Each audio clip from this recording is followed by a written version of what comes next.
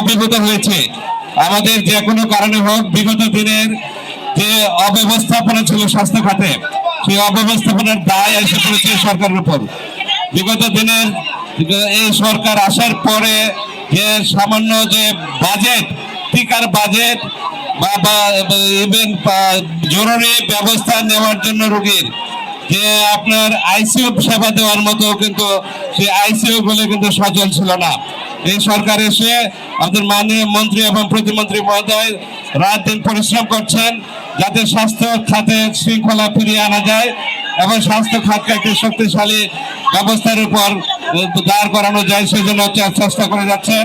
এই সরকার এখনো 2 মাস হয়নি এই সরকারের বয়স, কিন্তু আপনারা দেখেছেন যে সরকার গঠনের পরদিন থেকেই আমাদের মাননীয় প্রধানমন্ত্রী সকল দেশের যে সমস্যাগুলো আছে সেগুলো নিরসনের জন্য আমাদের মাননীয় মন্ত্রীদেরকে এবং আমাদের যারা আমরা জনপ্রতিনিধিরা আছি তাদেরকে সার্বক্ষণিক উনি দায়িত্ব দিচ্ছেন এবং সেটার তদারকি করছেন।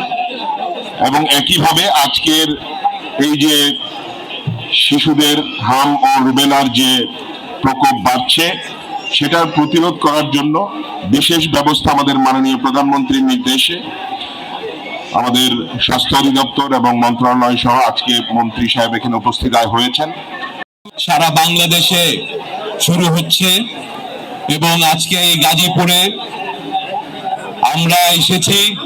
এখান থেকে আজকে আমাদের এই উদ্বোধনী অনুষ্ঠান, যে এই হামের টিকা দেওয়ার ব্যাপারে আমাদের সরকার এবং আপনাদের স্থানীয় নেতৃবৃন্দ সহ আমরা সকলে এই বিষয়টিকে সর্বোচ্চ গুরুত্ব আরোপ করেছি।